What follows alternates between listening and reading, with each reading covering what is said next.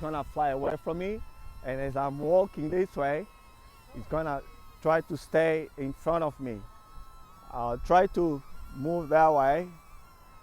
And this way it's still recording, but it's recording beside me for some reason. It should be recording coming back in front of me, as I need to be able to see me in front of me, not from the side, but from in front of me.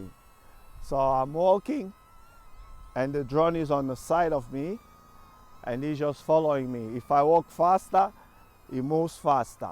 If I stop, it stops. If I go backwards, it goes backwards.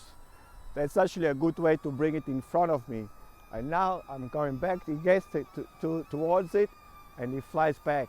This way I can actually make a video hands-free, and I've got a great view from up there, looking out down at me, and make a video about anything really. If I stop, it stops. If I start walking this way, it's gonna follow me from the side. And as it's following me from the side, and if I turn towards it, it flies back.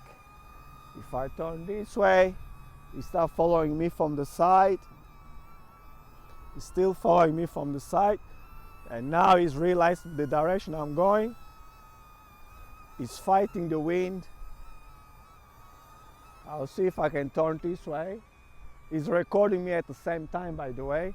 And the good thing about it is I can use those videos and footages while I'm making video.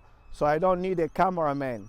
All I need is me, or a camera woman in this case. All I need is pretty much me and the drone.